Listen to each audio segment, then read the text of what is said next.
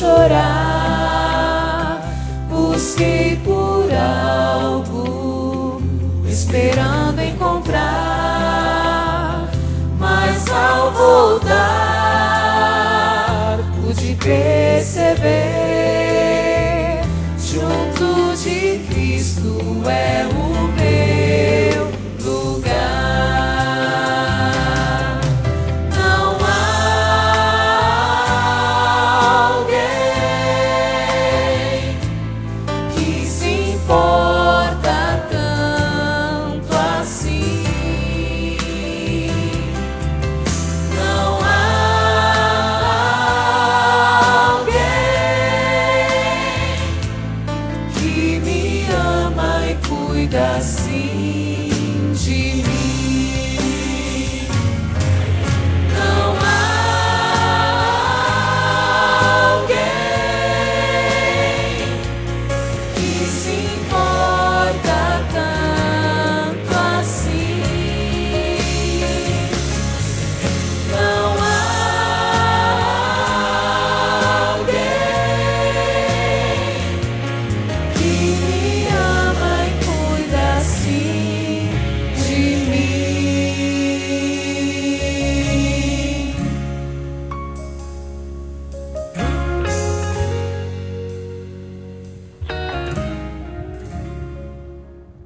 Oremos. Nosso bondoso Deus, nosso Pai querido, te agradecemos pelas inúmeras bênçãos, incontáveis bênçãos que nos tem concedido graciosamente. Te agradecemos, ó Deus, pela vida, pela saúde, pela oportunidade que temos uma vez mais de estarmos aqui na igreja para ouvirmos instruções, para ouvirmos, ó Deus, mensagens especiais para a nossa edificação e para a melhoria da nossa vida, ó Deus. Toma-nos em tuas santas mãos, queira mais uma vez, ó Deus, usar o teu filho que veio para nos falar do Brasil, Dr. Ricardo, que tu possas iluminá-lo e possamos, ó Deus, entender a tua mensagem. Te rogamos em nome de Jesus, amém.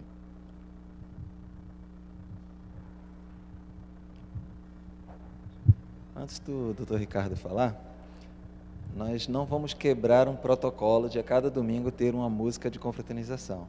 Nós sabemos que às vezes a gente chega aqui na igreja, um senta aqui, outro senta ali, e a gente acaba não se cumprimentando, né? E por isso que a gente canta esse corinho em família. Rui, pode soltar, por favor. Essa é a oportunidade que nós temos de apertar a mão do irmão, a mão do amigo, dizer uma boa noite, depois então nós vamos à palestra.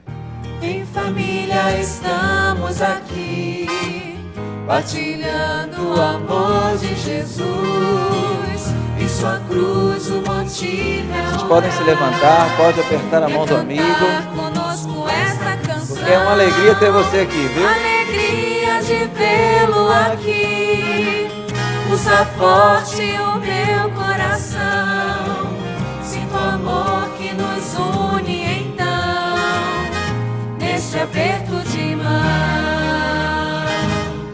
Em família estamos aqui, partilhando o amor de Jesus, que sua cruz o motive a orar, é cantar conosco esta canção, alegria de vê-lo aqui, pulsa forte o meu coração, sinto o amor que nos une então, neste aperto de mão,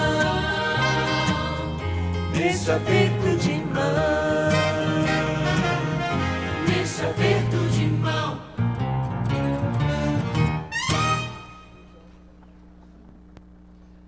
Antes da mensagem também, nosso irmão João da Mata tem um louvor especial que ele vai apresentar para a gente nesse momento. Boa noite a todos. É com muita alegria e muito prazer que vamos nesse instante poder louvar a Deus. Deus já me deu várias músicas, vários hinos. E em 1981 eu escrevi um hino. Dos hinos que eu já cantei, hinos de minha composição, esse é o mais antigo que eu fiz. E nessa noite eu quero louvar a Deus. O céu é um lugar desejado. tenho muito desejo de chegar no céu, assim como o desejo de todos aqui. E esse hino fala sobre isso, sobre esse desejo de poder estar no céu e ver o meu anjo. Todos nós temos um anjo que caminha conosco aqui.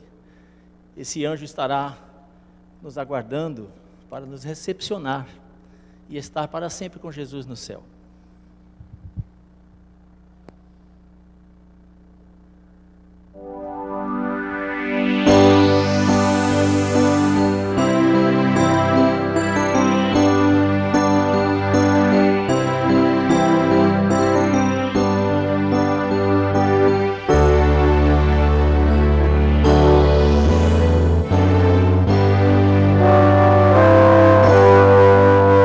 Meu Jesus, minha luz, meu divino Redentor, és meu mestre, meu guia, meu pastor.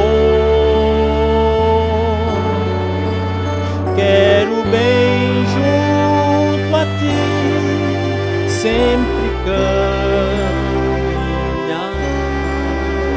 Quero um dia ao seu lado habitar.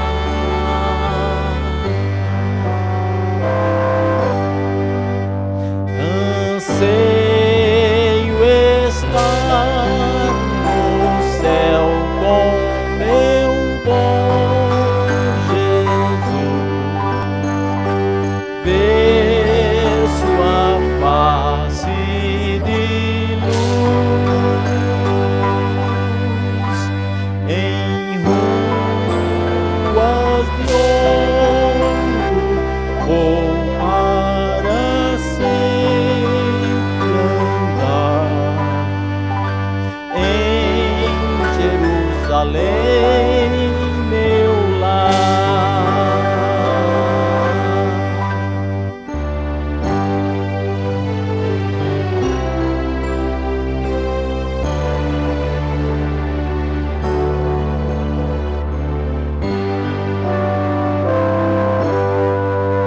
Lá verei o meu anjo que comigo caminhou e das vis tentações me livrou.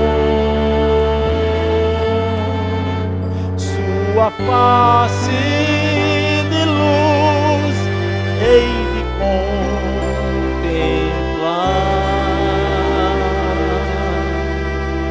e ao seu lado pra sempre hei de andar. Anseio estar no céu com meu bom Jesus, ver sua face de luz em ruas de ouro, vou para sempre andar em Jerusalém, meu lar, em Jerusalém.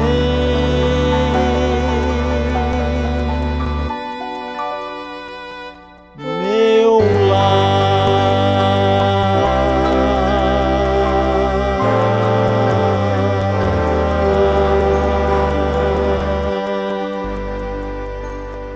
Amém?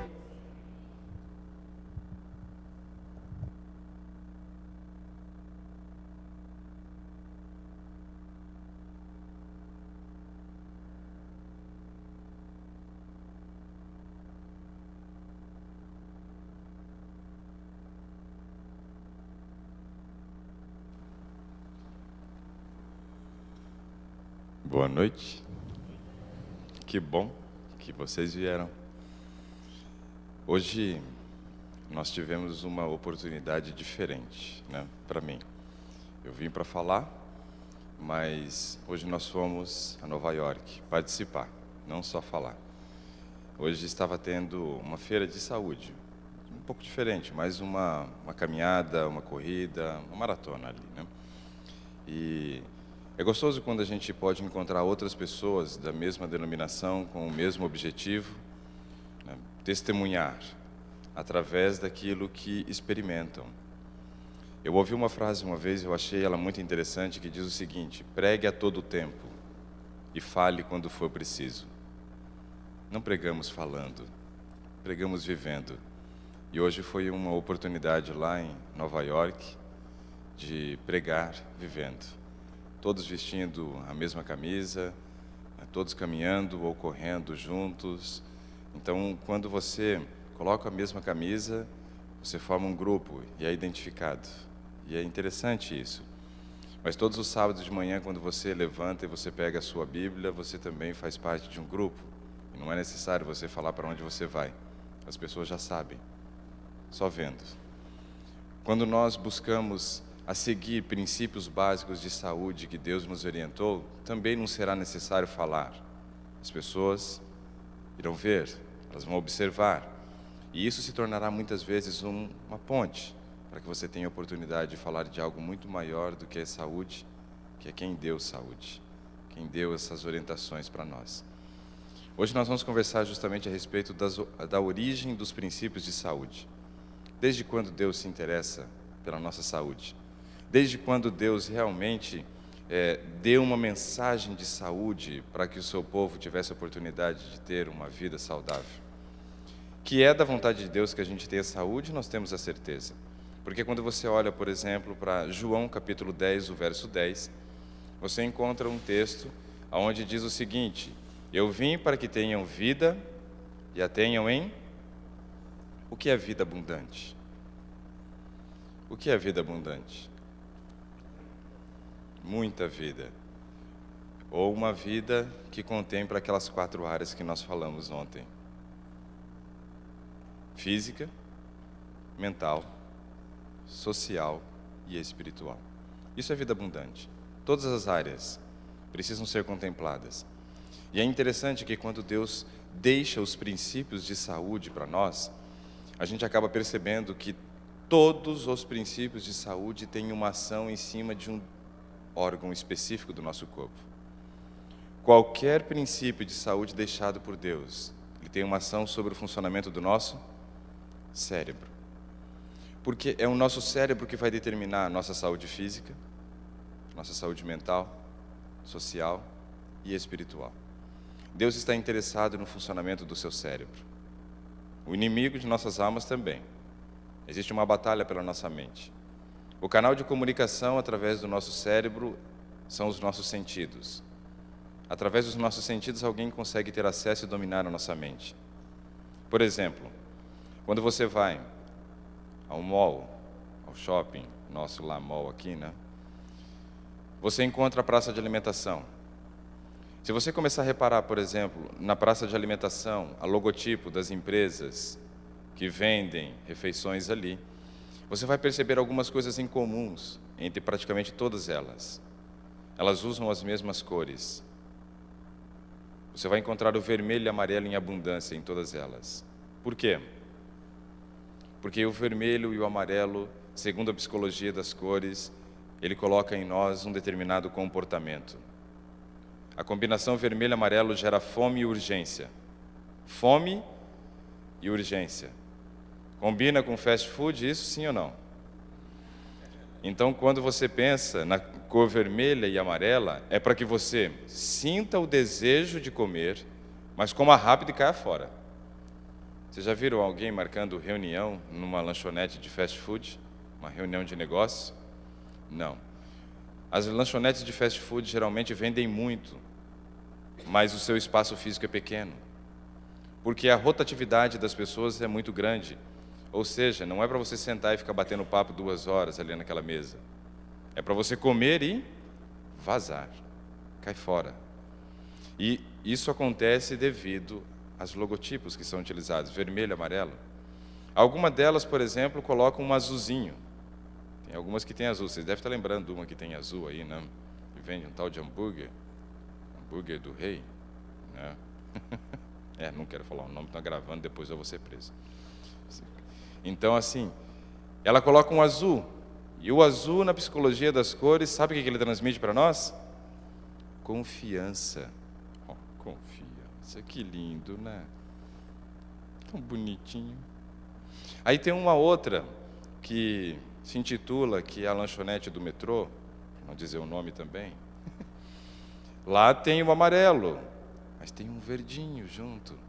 O verdinho porque te remete de que é natural. Bota aspas aí ao lado, por gentileza. Percebam que o estímulo visual está trabalhando justamente no quê? Na ação da sua mente. Nós não percebemos isso, mas a psicologia das cores explica isso. Então nós temos que saber que os nossos sentidos se tornam um canal de comunicação com o nosso cérebro. E é através disso que eles vão conseguir dominar ou não a nossa mente. Pense agora nos produtos num supermercado. Os produtos que são vendidos no supermercado, geralmente eles exploram muito as cores nos seus rótulos ou não exploram? Os rótulos geralmente são pálidos, sem cores. Tem muita cor, não é? Porque isso interfere no seu comportamento. Entre numa loja de departamento e repare se a loja ela é totalmente silenciosa, você só escuta as pessoas conversando ou se tem uma musiquinha de fundo. Tem ou não tem? Essa musiquinha de fundo serve para quê? Para te distrair, para que você não fique totalmente atento na sua atividade de compra, mas para que você seja distraído a tal ponto de você não comprar pela razão e sim pela emoção. Tudo é trabalhado de tal forma que você não haja pela razão, mas haja pela emoção, por impulso. Essa é a estratégia do marketing. E se não fosse assim, eles estariam pobres. Mas é o contrário. Eles estão extremamente ricos. Por quê? Eles aprenderam como influenciar as pessoas.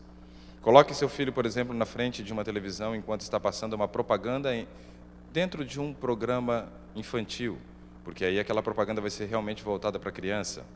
Quando termina a propaganda, geralmente a criança ela tem 4 desejos, 4 queros. Quero brincar com tal coisa, quero comer tal coisa, quero vestir tal roupa e quero passear em tal lugar. É assim ou não é? São os 4 queros.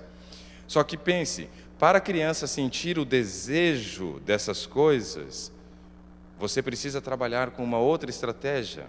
O desejo está associado a qual sentimento? Qual sentimento precisa vir antes para você ter o desejo? Frustração. Por não ter. Quando você é frustrado e entende que não tem, você quer. Aí sim você vai querer. Então, primeiro, eles precisam jogar você no fundo do poço, para depois te oferecer uma possibilidade de você sair do poço, digamos assim. Frustração. Quando eles fazem isso, eles estão trabalhando na razão? Não. Eles estão trabalhando na emoção. Então entenda que quando Deus deixou princípios de saúde, Ele tinha um propósito que você tivesse vida abundante. Mas a vida abundante, ela só acontece quando você está no controle das suas emoções, de tal forma que você não vá fazer compras compulsivas, emocionais, mas sim racionais. Isso é fundamental. O nosso cérebro, ele pesa aproximadamente 2% do nosso peso corporal, se nós estamos dentro do peso considerado ideal pela ciência. Ou seja, uma pessoa de 70 quilos, que deveria pesar 70 quilos, tem um cérebro que pesa aproximadamente 1,4 kg. Pouco, não?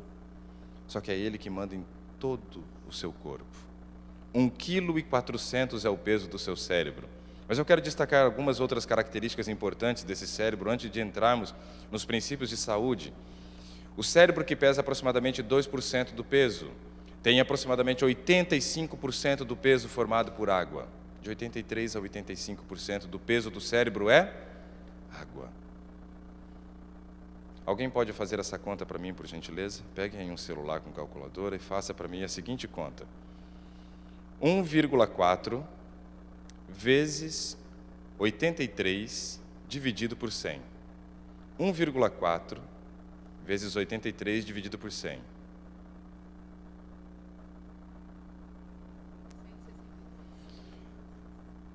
1 quilo, 162 gramas, calma aí, não apaga não. 1 quilo, 162 gramas do peso do cérebro é água. Agora faça isso menos 1,4.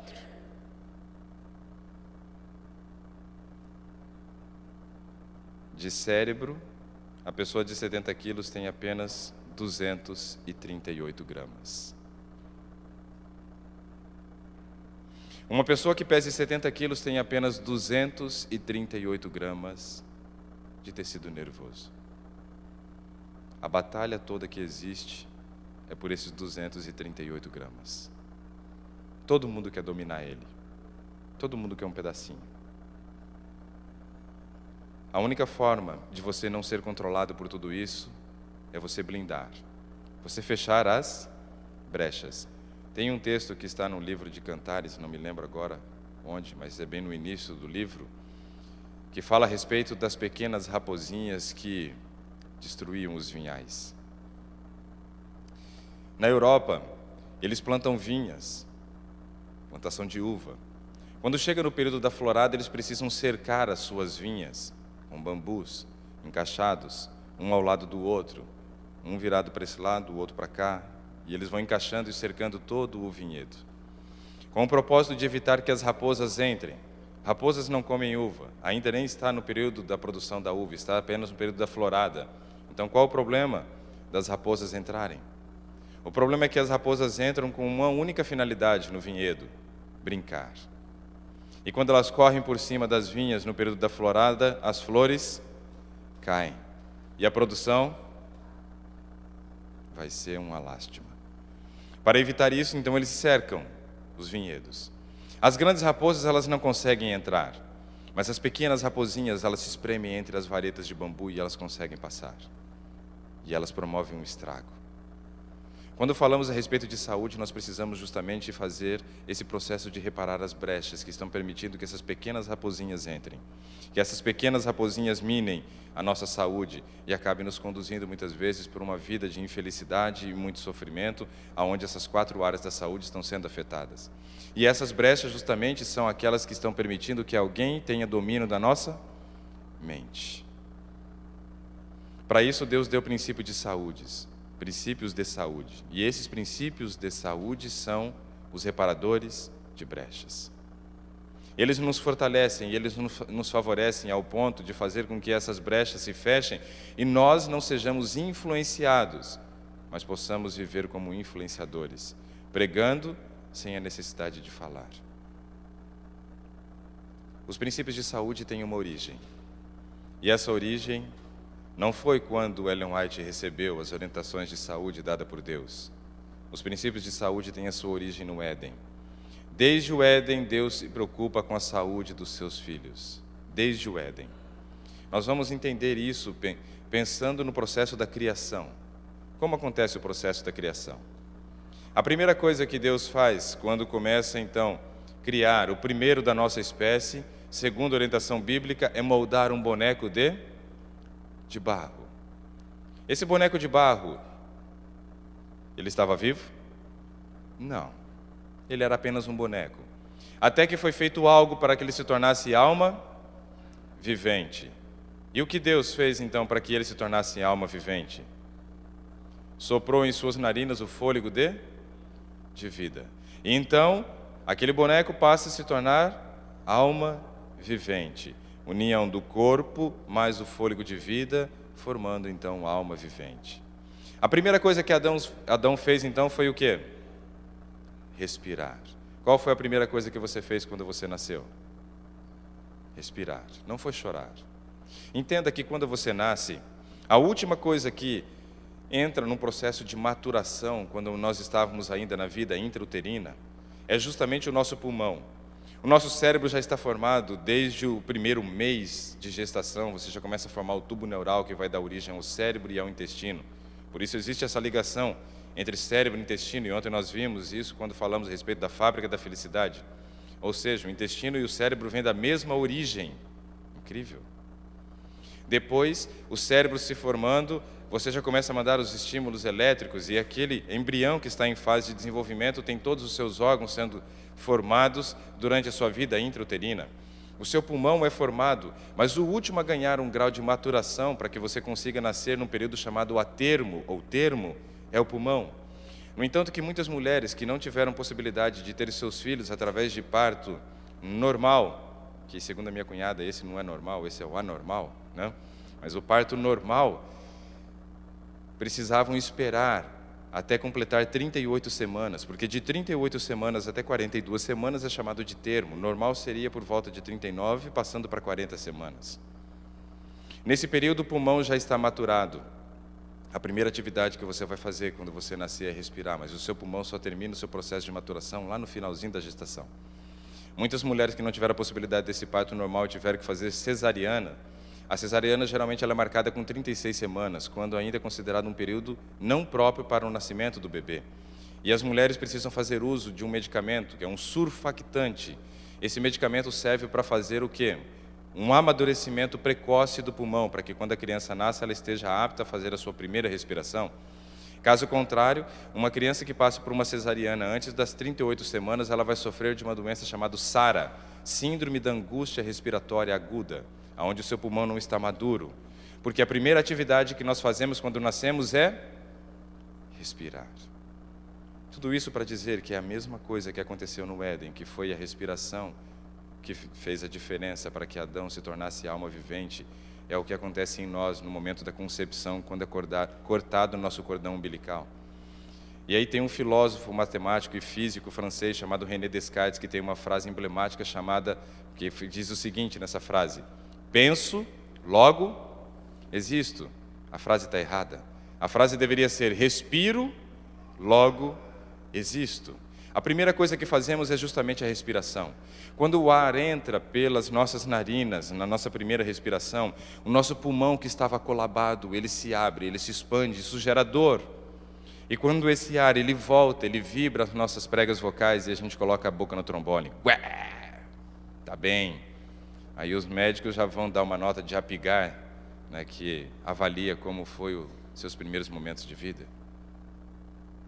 A primeira coisa que fazemos é respirar. Qual a última coisa que faremos? Terminar a respiração que começamos no momento da concepção. Se tem um princípio de saúde que é básico e fundamental e que você não vive sem ele, é a respiração. Mas pasmem, seu cérebro pesa 2% do seu peso corporal, aproximadamente 238 gramas.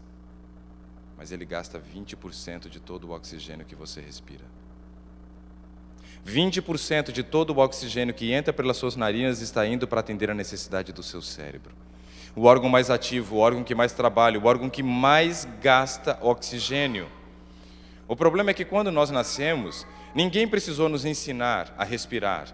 Automaticamente nós fazíamos uma respiração chamada de diafragmática. Essa respiração diafragmática é aquela que quando nós estamos deitados e fazemos a respiração, nossa barriga se expande. Porque o nosso pulmão ele tem um formato piramidal. E se você pensa nas pirâmides de Gizé, lá no Egito, e olhar a sua altura e dividir ao meio, você sabe que o maior volume está na parte inferior, e não na parte superior. Como o nosso pulmão tem esse formato piramidal, o maior volume de oxigênio, ele precisa entrar e ir para a parte inferior. Mas é interessante que ontem, por exemplo, quando eu dei um exemplo, falando da água com gás, que me fizeram a pergunta, eu falei, inspirem. E eu já estava fazendo um teste, vocês nem sabiam, mas eu já fazia tudo programado. As coisas acontecem sem vocês perceberem. Mas aí eu pedi para vocês fazerem uma respiração profunda, e eu me lembro muito bem que a senhora estava sentada do lado de cá, e acredito que estava com uma blusa verde.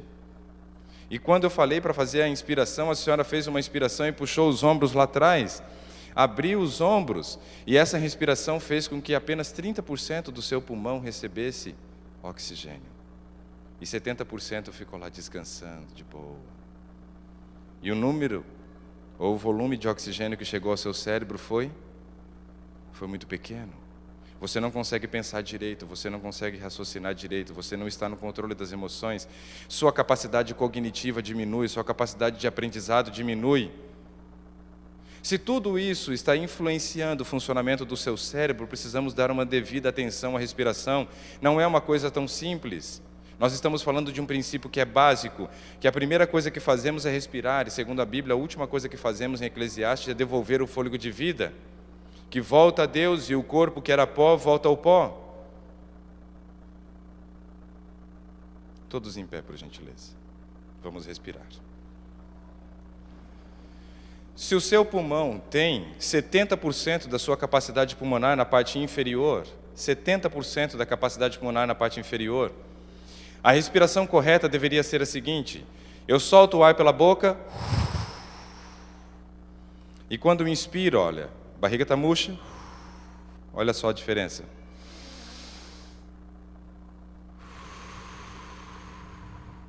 Inspiro pelo nariz, ombros soltos.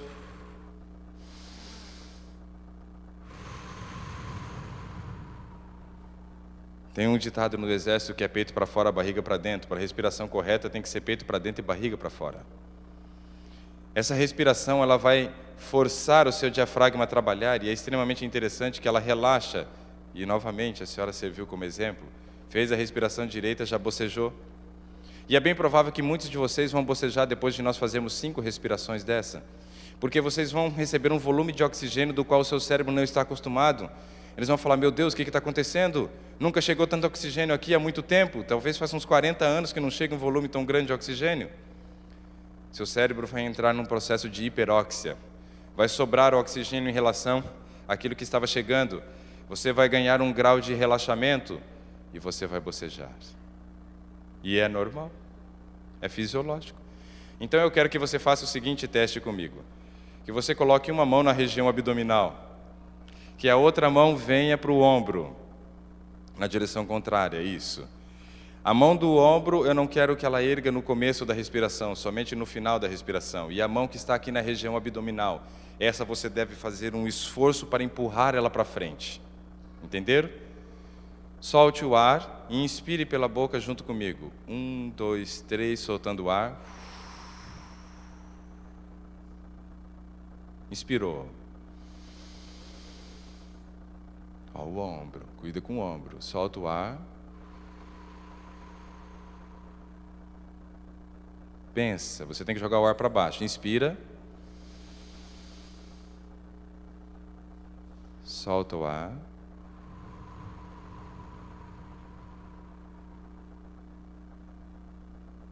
Inspira. Solta o ar.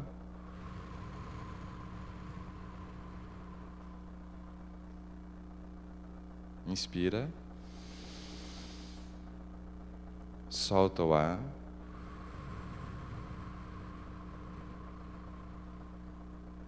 Última. Inspira. Solta o ar. Podem se sentar. Perguntas para vocês. Quem sentiu tontura? Tontura, tontura, tontura. Ótimo.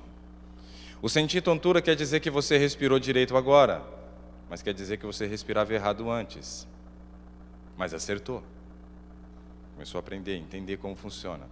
Quem bocejou? Aqui bocejou, não tem como mentir, estou vendo. Bocejou, bocejou, bocejou. Quem mais? Lá bocejou, bocejou. Por que bocejamos? Justamente porque aumentamos o grau de relaxamento do nosso corpo. Isso é extremamente interessante e é tão rápido, porque funciona com 5 respirações. Quem aqui sofre de insônia, tem dificuldade para dormir? Deixa eu ver as mãos. Um número considerável. Hoje à noite, façam isso. Quando você chegar e se deitar na sua cama hoje, eu gostaria que você colocasse as suas mãos cruzadas, seus dedos entrelaçados sobre a região abdominal. E ali você fosse fazer então, agora tem muito mais gente que está bocejando, porque vem o grau de relaxamento, isso é normal. Só não durmam, por favor.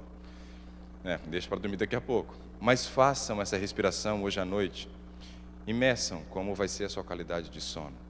Provavelmente você vai ganhar um grau de atividade amanhã muito melhor, de desempenho, de concentração, de controle da emoção, porque você dormiu muito melhor, atingiu os estágios profundos do sono mais rápido. teve uma melhora na qualidade do sono simplesmente porque você respirou. Eu sempre proponho o desafio de fazer 30 respirações. Só que não é, preste atenção, não é uma competição. Não é para completar os 30. É para dormir antes dos 30. Não se esforce. Se você percebeu que deu sono e chegou ali no 17 e você está caindo de sono, durma. Durma. Deu sono, né? Para ver como que funciona. Eu faço isso justamente para vocês perceberem que é tão simples, a coisa mais burra do mundo, ensinar uma pessoa a respirar, porque ela faz desde quando ela nasceu. Mas dá uma diferença enorme quando você faz direito. Isso repara a brecha. Isso fecha. Você começa a ficar no controle. É muito simples, mas funciona. Sabe quando você está nervoso? As pessoas dizem conte até 10. Melhor que contar até 10 é respirar até 10. Uma vez a minha esposa me ligou, ela estava na universidade, saindo de uma aula de canto, e disse assim, vem me buscar. Eu falei, sim, onde você está? Eu estou indo embora, vem que você vai me achar. Eu falei, mas como que eu vou te buscar se você nem sabe onde você está? Não, eu estou no caminho de casa, eu estou indo embora. Você vem com o carro e você vai olhando, você vai me achar. E desligou o telefone. Eu fiquei tão bravo. Eu falei, não é possível, como é que a pessoa quer que eu vou buscar ela, mas ela nem me diz onde está. Nem ela sabe onde está. Diz que estou no caminho. Eu saí de casa irado.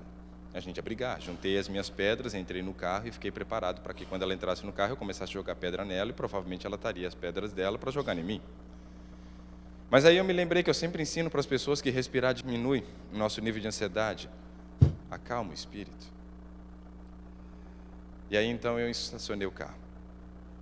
Me lembro como se fosse hoje. Estacionei o carro e fui respirar. E fiz 10 respirações. E continuei meu caminho. Encontrei ela, ela entrou no carro, e quando ela entrou no carro, a primeira coisa que ela disse foi a seguinte, não falei que você ia me achar? E eu disse, sim, você falou. E ela olhou assim. Você não vai brigar? Não, não vou brigar. Mas como assim você não vai brigar? O que você fez? Eu falei, eu respirei.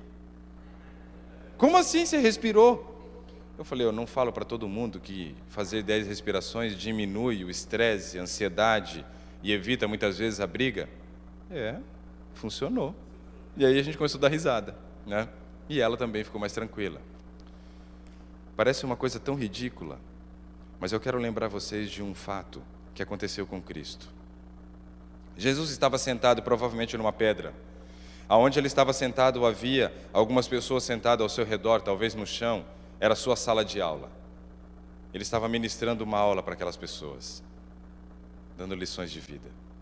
De repente ele escuta ao longe, junto com aquelas pessoas, uma balbúrdia de uma multidão vindo em direção à sua sala de aula. Aquela multidão gritava, arrastava uma mulher pelos cabelos. Provavelmente pela cultura da época, ela estava com seus seios à mostra para expor a sua vergonha. A mulher era Maria Madalena. Ela foi arrastada até os pés de Cristo, jogada ao chão, e uma multidão gritava que ela deveria ser apedrejada segundo a lei de Moisés. Havia um grupo de acusadores, havia uma acusada, havia Jesus que foi colocado na condição de juiz, e havia uma plateia que era os seus alunos que ali presenciaram toda essa cena. No primeiro momento, a primeira coisa que Jesus faz não é dizer nada. Ele respira. Ele faz o que nós chamamos hoje de silêncio proativo. Ele cuida primeiro das suas emoções. Depois, provavelmente, ele se ajoelha no chão, na areia, e ali ele começa a escrever algumas palavras. Essas palavras fazem com que aqueles acusadores comecem a refletir na sua vida. E eles compreendem que eles não têm moral alguma para arrastar uma mulher pelo cabelo e fazer o seu apedrejamento. Naquele momento, Jesus então cuidava das emoções dos acusadores. Por último, talvez ele toque no queixo daquela mulher, levante a sua cabeça, ela olha, vê Jesus e ele pergunta, mulher, onde estão os teus acusadores? Não ficou ninguém, Senhor. Nem tampouco eu te condeno. Vá e não peques mais. Cristo, para conseguir cuidar das emoções dos acusadores e a emoção daquela acusada, primeiramente ele precisou cuidar das suas emoções. Cristo não agia por impulso, de maneira nenhuma. Ele sempre agia de maneira racional. Ele sempre estava no controle das suas emoções. E muitas vezes, para estar no controle das emoções, nós precisamos aprender a fazer um silêncio proativo. Respire, não fale. Nos 30 primeiros segundos de uma discussão é quando nós falamos as maiores atrocidades para uma pessoa, das quais a gente vai se arrepender o resto da vida. Mas já falou. Já falou. Precisamos entender que a respiração é um ato simples que fazemos desde quando nascemos, mas quando bem utilizada, ela está ao nosso favor para nos colocar no controle das emoções. É muito simples, mas funciona. Acredite nisso. 20% do oxigênio que você inspira vai para o seu cérebro. Onde foi originado esse princípio de saúde? Éden. Desde quando Deus se preocupa com a saúde do homem? Desde a criação do homem. Vamos para o segundo princípio de saúde. É óbvio que eu não vou falar sobre os 8 hoje, porque eu tenho visto aquele relógio, parece que ele corre mais rápido do que os relógios do Brasil, uma coisa impressionante. Não vou falar de todos hoje, mas eu estou começando a introduzir o assunto que nós vamos abordar nas próximas noites. Esses assuntos, eles são extremamente pertinentes, porque cada princípio tem um papel importante na nossa vida, mas todos eles têm uma função especial, que é o funcionamento da nossa mente, o funcionamento do nosso cérebro, porque é com ele que nós podemos prestar culto racional a Deus. É com ele que nós agimos pela razão e não pela emoção. E o plano de Deus é que a sua mente esteja desbloqueada de tal forma que você esteja no controle da sua emoção. Agora veja bem o segundo princípio. Adão foi criado em qual dia da semana, segundo a orientação bíblica? 6º dia, sexta-feira. O horário não sabemos, mas sabemos que Adão não tinha vivido um dia inteiro ainda. Não é verdade? Provavelmente a sua criação deva ter sido feita em algum momento da parte clara da manhã ou na parte clara da tarde. E ele ainda precisou de um tempo para depois ver os animais andando em casais, para que Deus depois colocasse ele em sono profundo, tirasse uma das costelas e fizesse uma linda mulher. O que eu sei é que provavelmente Adão não viveu as 24 horas da sexta-feira. Pergunto, Adão estava cansado? O que vocês acham? Não. Adão não estava cansado, nem havia vivido um dia inteiro ainda. E então, fim da sexta-feira e começa qual dia? O sábado. Adão não estava cansado. Segundo a Bíblia, o sábado é o dia do descanso. É um descanso das nossas atividades, da nossa rotina sufocante durante a semana. Adão precisava de um dia de descanso? Naquele momento? Sim ou não? Sim. Sabe por quê? Porque aqui vem 2 grandes lições para nós. Primeiro, eu nunca descanso das atividades que eu já fiz. Eu descanso para realizar atividades.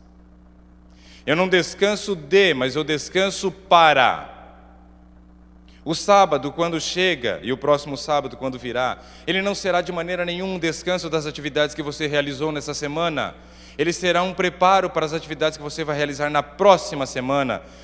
O que você deve entender é que ontem foi o preparo para que você vivesse domingo, segunda, terça, quarta, quinta e sexta-feira bem.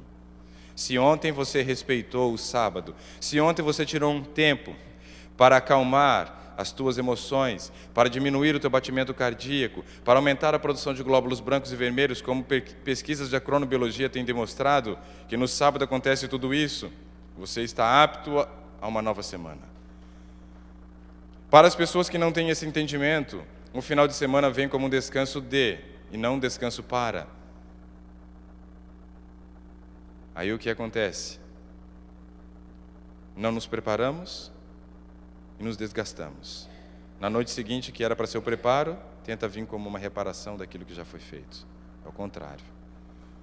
Ele viveu um sábado antes de ter se cansado. Mas não só o sábado, porque segundo a Bíblia diz que a noite era a primeira parte do dia, das 24 horas de um dia. Ou seja, Adão nem estava cansado e ainda foi dormir. Porque o sono também não é um descanso de atividades realizadas, mas o sono é um preparo para as atividades que vamos fazer. Se nós entendêssemos que a noite começa, que o dia começa, na verdade, no início da noite, às 24 horas de um dia, no início da noite, a primeira coisa que fazemos em cada dia é descansar e não trabalhar. A noite é o preparo. A noite é o preparo. A noite de hoje será o preparo para as atividades que você vai desenvolver amanhã. O mundo não entende isso. E por não entender, não valoriza uma noite de sono. Despreza a noite de sono.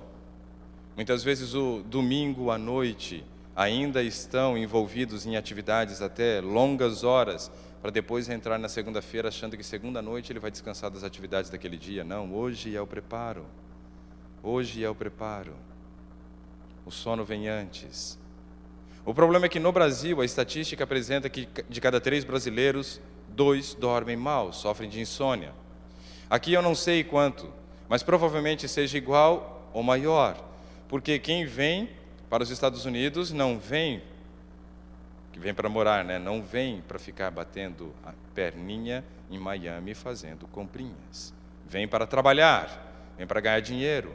E isso faz com que muitas vezes não valorizemos o sono como uma ferramenta para nos dar energia, nos colocar no controle das emoções, nos dar a possibilidade de estar um passo à frente. E aí nessa vida tribulada, corrida, quem aqui tem vida tranquilinha aí que quase não corre durante a semana? Deixa eu ver as mãos. Ah, vocês são normais, né? Que bom. Fazem parte do mesmo planeta. Nossa vida é corrida. A minha também é corrida. Só que o sono precisa ser compreendido. O problema é que algumas coisas acontecem durante o sono e elas não têm acontecido. Do sono que começa às 21 horas e 30 minutos, que é o qual nós chamamos de primeiro tempo de sono, chamado sono de regeneração, preste atenção na palavra, regeneração, que começa às 21 horas e 30 minutos e vai até às 2 horas da manhã, é o sono que promove uma reparação do seu organismo.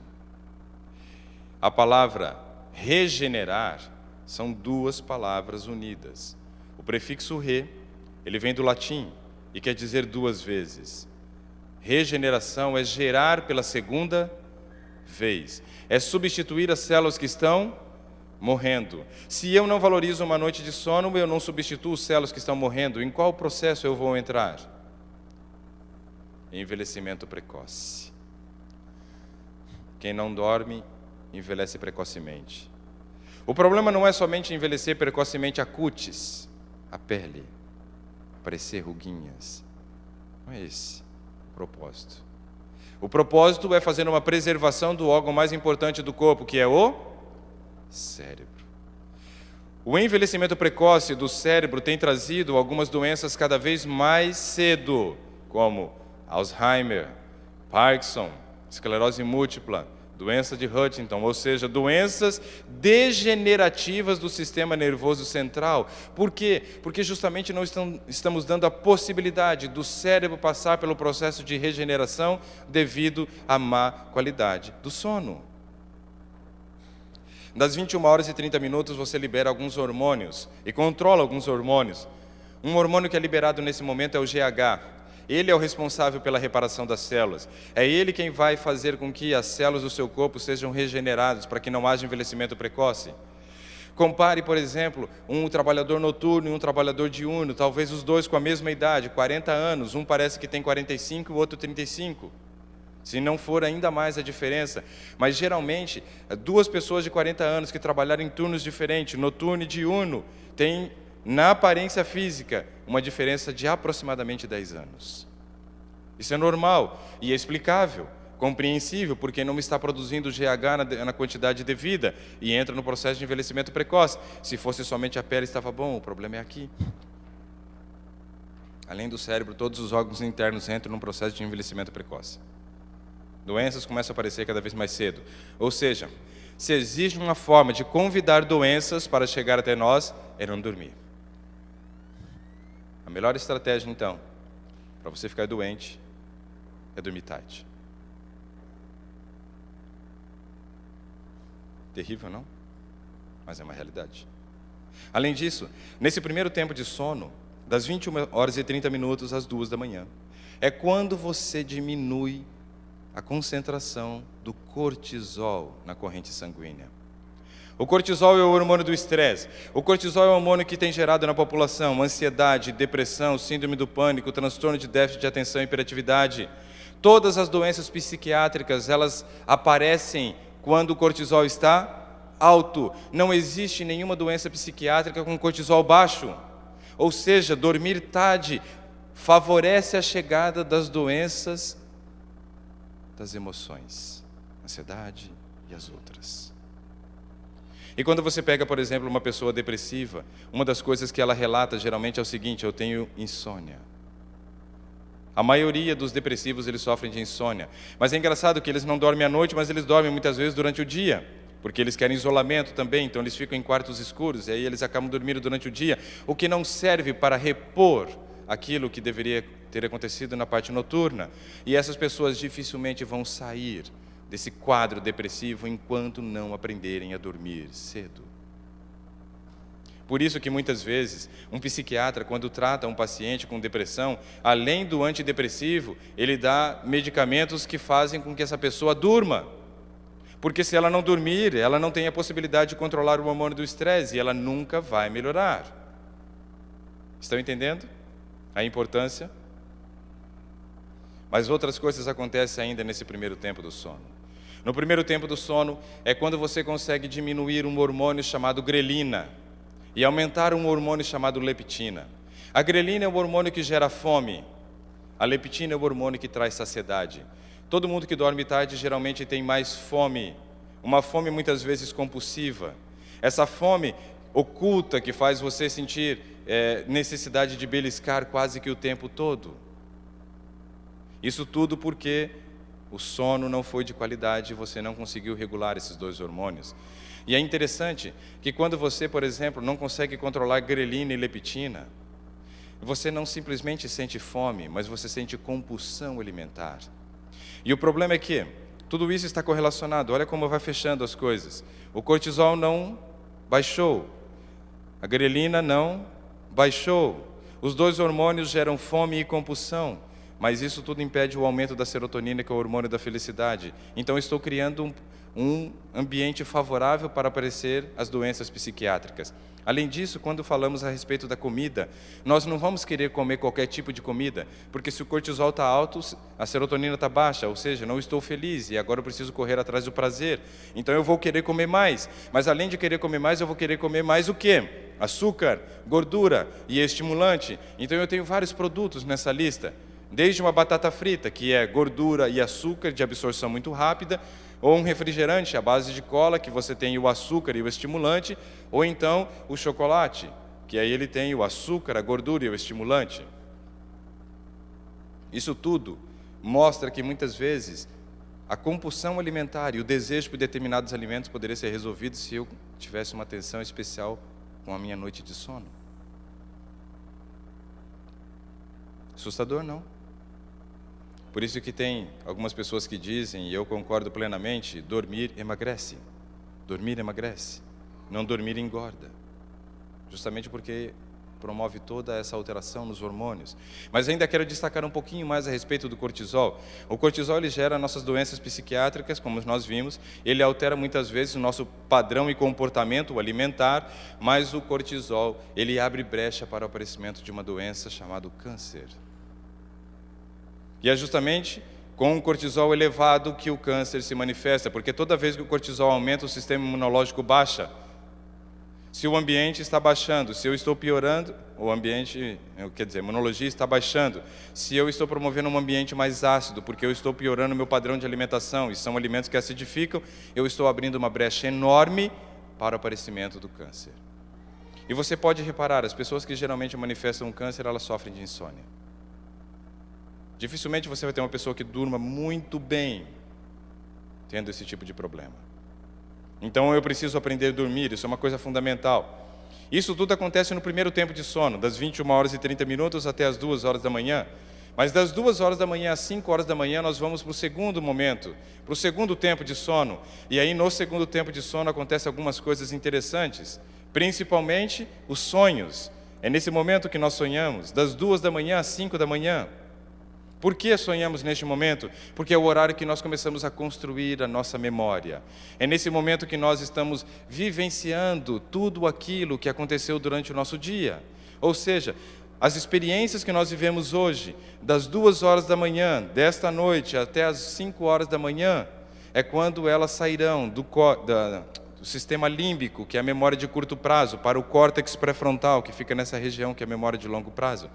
E nessa passagem dessas informações do límbico para o córtex pré-frontal, nós sonhamos. É ali que se consolida a nossa memória. O problema é que, como no Brasil, de cada 3 brasileiros dormem mal, e talvez aqui a mesma estatística, ou um pouco pior, faz com que muitas vezes tenhamos dificuldade de aprendizado, déficit cognitivo, problemas de memória. Quantos aqui se sentem privilegiados com a memória que têm? Levante a mão, por gentileza. Privilegiados com a memória que têm. Talvez 5 pessoas tenham levantado a mão, more or less.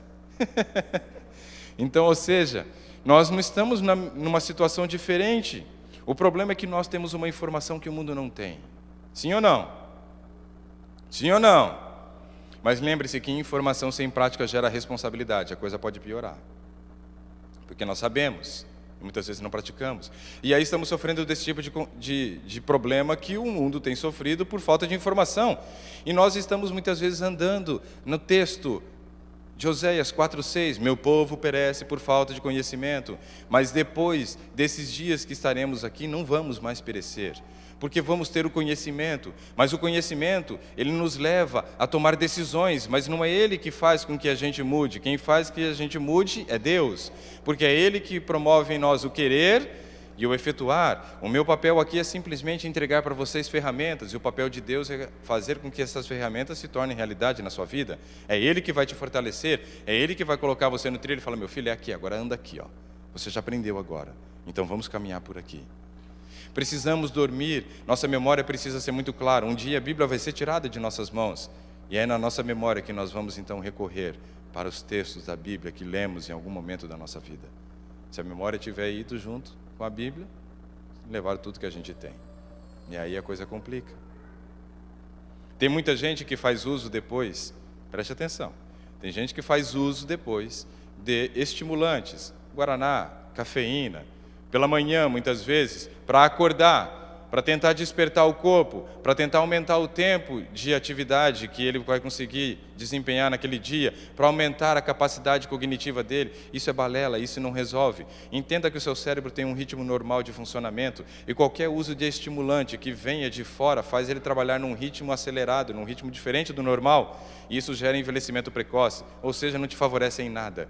O que essas pessoas deveriam entender é que o dia vai começar bem quando a noite foi boa. Não há necessidade nenhuma de tomar um cafezinho de manhã para acordar. Vocês devem ter ouvido essa frase já. Muita gente já disse aqui, ou talvez já ouviu essa frase, meu dia não começa se eu não tomar um cafezinho. Já ouviram isso? Por que as pessoas estão buscando esse recurso? Porque eles estão precisando trazer de fora alguma coisa que não foi oferecida aqui dentro. E esse dentro é o sono. Quando você oferece uma boa noite de sono, não há a menor necessidade de você tomar um café pela manhã. Eu nunca tomei café na minha vida, eu não sou adventista de berço. A minha avó torrava e moía café em casa, mas eu nunca tive desejo de beber café. E eu via meu primo no lanche da tarde, nossa, quando eu bebia um copo de suco de laranja, ele bebia um copo de café. Hoje, ele não acorda se ele não tomar um café. E eu ouvia essa frase e achava estranha, a pessoa falava, meu dia não começa se eu não tomar um cafezinho. Eu falava, tem alguma coisa errada ou com ela ou comigo. O meu sempre começou sem tomar café. E eu reconheço que o erro não era comigo. O problema é que tem muita gente que quando começa nessa prática, não dorme, aí faz o uso do estimulante pela manhã, aí não dorme de novo, porque o estimulante interfere na qualidade do sono, aí ele vai precisar do estimulante no dia seguinte, e isso vai virando uma bola de neve, daqui a pouco ele se tornou o quê? Um viciado, um dependente, um escravo, que quando tira, sente dor de cabeça, não consegue trabalhar, passa mal. Isso não é o padrão de normalidade. Você não bebeu café quando você nasceu, você bebeu o leite da sua mãe. Não era café com leite, era só leite. E materno. Lembre-se disso, o leite de vaca foi feito por filho da vaca, que é o bezerro. Um dos piores problemas que existe na humanidade é parar de mamar na sua mãe e querer mamar na mãe dos outros. Não vai dar certo, vai dar problema. A Bíblia fala isso, Hebreus capítulo 5, sabiam? Que a Bíblia diz que leite é feito para criança? Abra lá sua Bíblia em Hebreus capítulo 5. Vamos olhar aqui. Então, muita gente continua bebendo leite pela manhã, e o beber o leite pela manhã te conduz muitas vezes a beber o leite com café de manhã. Então, quando você para com o leite, isso te favorece também parar com o café. Hebreus capítulo 5. Quando esse texto foi escrito, estava sendo escrito no contexto de que muitos cristãos haviam se convertido, mas estavam meio devagar para progredir no conhecimento da Bíblia. Estavam devagar. Olha lá. Verso 11. A esse respeito temos muito o que dizer, mas de difícil interpretação, porque vos tornastes tardio em ouvir. Verso 12. Com efeito, devendo já ser mestres por causa do tempo decorrido, ainda necessitais de que vos torne a ensinar os princípios elementares da palavra de Deus ou dos oráculos de Deus. E vos haveis feito de tais necessidade de leite e não de alimento sólido. Ora, todo aquele que ainda se alimenta de leite não está experiente ou experimentado na palavra da justiça, porque é criança. Leite é para criança. Mas o alimento sólido é para os adultos. Ou seja, a Bíblia fala que leite é para criança, não é para adulto, e é o leite da sua mãe. Pode ter certeza. Então, muitas vezes a prática da manutenção do leite também favorece o consumo do café pela manhã. Então nós precisamos investir numa boa noite de sono. É ela que vai garantir um bom dia para nós. Os problemas de memória têm acontecido de uma forma muito clara. As pessoas não dormem direito, a prioridade é a regeneração, não é memorização. O teu corpo vai se esforçar para você se manter vivo, não para você ter uma mente boa. É muito mais importante o Ricardo com Alzheimer com 70 anos do que morto com 40 e memória boa. Vai estar todo mundo lá no velório chorando, tinha uma memória tão boa, pena que morreu. Memória boa debaixo da terra não vale nada. Teu corpo não vai se esforçar para manter a tua memorização, a não ser que você contribua para que sua noite de sono tenha uma boa qualidade. Estou finalizando já hoje à noite, já estamos ali no horário das 9 horas, mas eu quero fazer aqui com vocês uma estatística. Porque quando falamos de sono, existem 3 grupos de pessoas. Existem os pequenos dormidores, os médios dormidores e os grandes dormidores. Nós fizemos isso ontem. Vamos fazer novamente agora. Quem são os pequenos dormidores? 5 a 7 horas de sono. Deixa eu ver as mãos aí. 5 a 7 horas. 5 a 7 horas de sono, pequeno dormidor. 5 a 7 horas. Tá, ok. Para esse grupo, então, preste atenção. Se eu dormir próximo das 9h30, e eu for um pequeno dormidor que preciso de 7 horas de sono, que horas que eu vou acordar? Faz a conta aí, ó. 9h30, por volta de 4h30 da manhã. 5 da manhã você vai estar despertando. Aí tem gente que fala assim, mas se eu dormir cedo, eu acordo muito cedo. Por que você é assim? Porque você está na fase da vida de ser um pequeno dormidor. Então, não fique indo dormir tarde com desculpa para não acordar cedo. Porque tem gente que faz isso. Não, se eu dormir 9h30, eu vou acordar 5 da manhã. Aí o que eu vou ficar fazendo até a hora de ter que levantar? Então, eu vou dormir 10h30, 11 horas, meia-noite, para poder acordar no horário certo. O horário certo é esse que você acordou, meu filho. Você tem que dormir na hora certa. E o seu corpo vai dizer qual é a hora certa de você acordar. Entendeu? Tem muita gente que reclama porque acorda meio de madrugada. Você está acordando no horário que a sua mente está mais clara para você estudar, para você aprender, para você produzir. Esse é o horário. Você passou pela noite, você descansou, você baixou, né, o teu nível hormonal de cortisol, você limpou a tua mente, fez os processos da regeneração, teu cérebro está limpinho, uma página em branco para você escrever. Ali é o momento de você então buscar a Deus, de você meditar, de você estudar, de você trabalhar, de você produzir alguma coisa. O melhor horário. Quem são os médios dormidores? De 7 a 9. 7 a 9. Então vamos pegar no limite. 9, quem era um pequeno dormidor acordaria por volta de 4h30 da manhã. Um médio dormidor, então, ele acordaria por volta de 6h30 da manhã. Se dormisse 9h30. E o grande dormidor, de 9 a 12? De 9 a 12. Então, se você pega um grande dormidor e ele dorme 9h30 da manhã, 9h30 da noite, quer dizer, ele teria que acordar 9h30 da manhã. Então, essas pessoas já entendem o seguinte: se eu sou um grande dormidor, ou seja, se eu dormi 9h30 e eu acordei 7h30 e eu ainda estou cansado, e eu não posso acordar mais tarde, porque eu tenho que ir para a escola, eu tenho que trabalhar, eu tenho que fazer sei lá o quê, quer dizer então que 9h30 está tarde. Isso é planejamento. É fácil? É fácil dormir antes das 9h30? 9h30 já não é fácil? E dormir antes, então? Vocês conhecem um jogador de futebol americano chamado Tom Brady? Já ouviram falar desse cara? Quantos anos ele tem?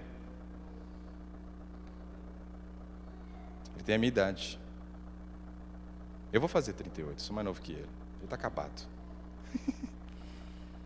O cara joga num alto nível, numa idade que já era para estar aposentado. Sabiam? Para o futebol americano, a idade que ele tem já era a idade de aposentadoria. Mas ele joga no alto nível. Qual a diferença entre ele e aqueles que pararam na idade dele? Algumas diferenças. A alimentação dele. Ele é vegetariano. Sono. Ele dorme 7 horas da noite. Quando todos estão parando, ele ganhou como o melhor jogador na última temporada. Ele fez a diferença no time dele quando o time perdia e todo mundo falava, agora alguém derrubou ele.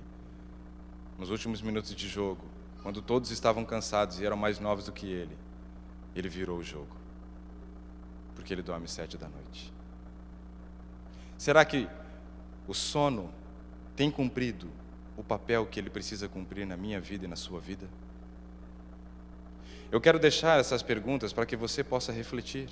Eu quero deixar essas perguntas para que você veja que muitas vezes você vai ter que mexer em algumas coisas do seu planejamento, das suas atividades, porque algumas coisas são prioritárias e cuidar do seu corpo é fundamental, porque cuidando do corpo você cuida da mente.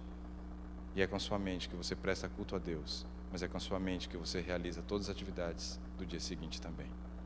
Que Deus abençoe você. Falamos de 2 de 8 princípios de saúde. Ainda temos mais 2 encontros.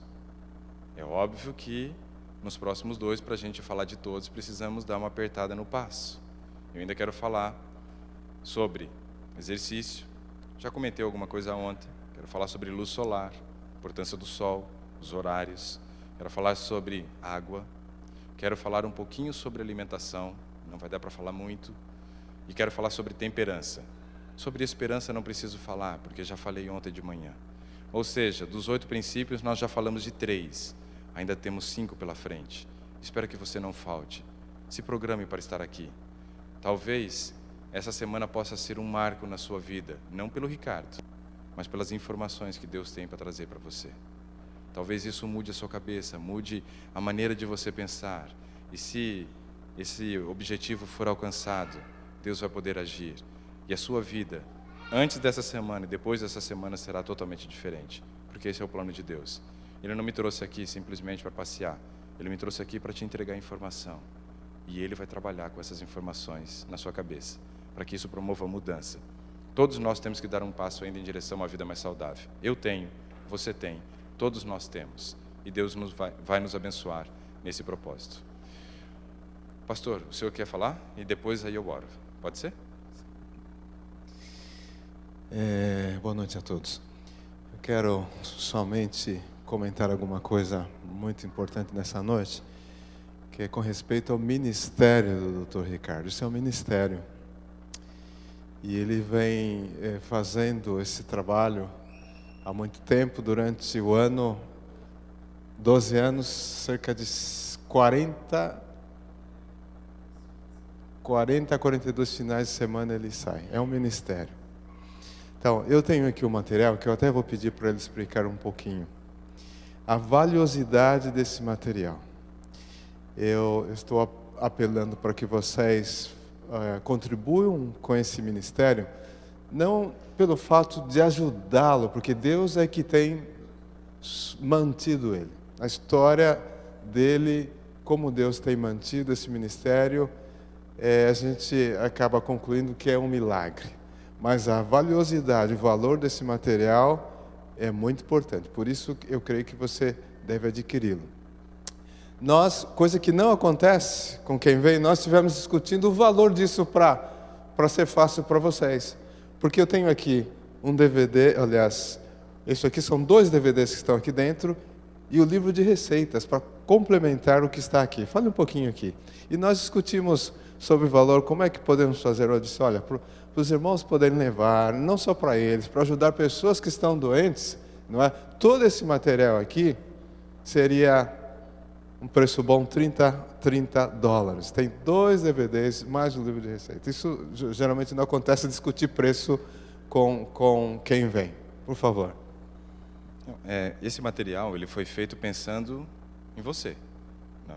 Então, quando eu trouxe o material, eu não sabia quanto cobrar, né? Porque primeiro é em dólar, depois eu queria que trouxesse uma facilidade, né? Para que todos pudessem adquirir. O livro de receitas, ele traz receitas em cima daqueles alimentos que eu citei ontem à tarde, que são fontes de triptofano. E aqui traz o conteúdo da palestra de ontem, que você pode emprestar para alguém que sofra de depressão, para que ela entenda, né, como sair desse processo. E aí depois tem o de receitas que complementa. Então o material ele foi feito, né, não porque eu quisesse. Eu, durante muito tempo desse trabalho, desses 12 anos, somente nos 3 últimos anos que eu tenho material. E eu fiz o material porque um dia um pastor chegou para mim e disse assim, Ricardo, você gera desejo de mudança nas pessoas, mas você não me entrega um material que dê continuidade ao trabalho depois que você vai embora. E Deus vai te cobrar. Aí quando ele falou que Deus ia me cobrar, eu já fiquei preocupado. E aí o material acabou saindo. Então, se vocês adquirirem, se lembre que vocês estão levando um material que foi feito pensando em vocês, para que você tivesse uma ferramenta. O livro de receitas tem as receitas que a gente come em casa. Porque as pessoas viviam me perguntando, poxa, você é vegetariano, o que você come? A pessoa acha que eu como só alface, né? E não é, tem muita coisa para comer. Então nós fizemos com as receitas do nosso dia a dia, que são as receitas que a gente come em casa no dia a dia. São receitas simples, mas naquele princípio que eu disse para vocês, simples, saborosa e saudável. Então esse é um pouquinho da história desse material. Os materiais estão, $30, estão lá embaixo numa mesa. Quando você sair daqui, você poderá passar lá para ver os materiais. Eu gostaria de fazer uma oração com vocês. Podemos? Vamos nos colocar em pé, por gentileza.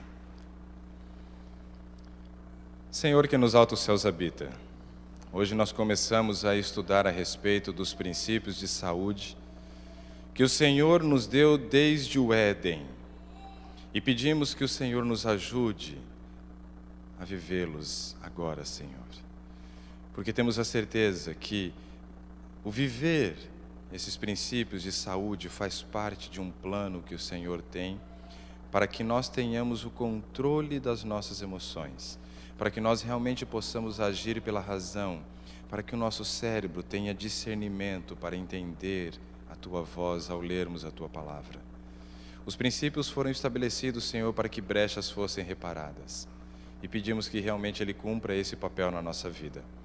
Mas, Senhor, neste momento nós nos colocamos na Tua presença, dizendo que nós somos falhos, somos pecadores, que por mais que nós venhamos a entender a necessidade de aplicação desses princípios de saúde no nosso dia a dia, queremos colocar diante do Senhor as dificuldades que teremos para a implementação.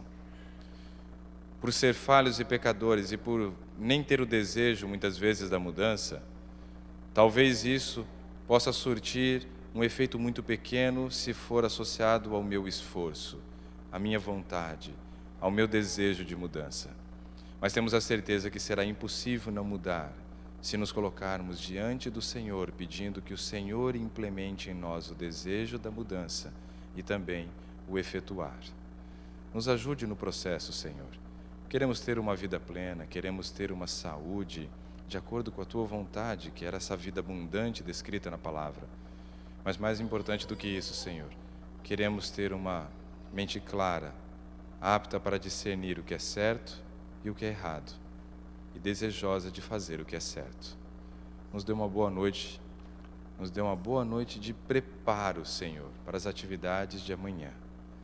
Que nós tenhamos uma noite de sono reparador, como de repente há muitos anos não temos tido. Ajude-nos a fazer a respiração hoje à noite, para acalmar o nosso corpo, diminuir os batimentos cardíacos e favorecer para que a noite realmente cumpra o seu papel na nossa vida. É o que pedimos e agradecemos em nome de Jesus. Amém. Uma boa noite para vocês. Deus abençoe. Amanhã estamos de volta.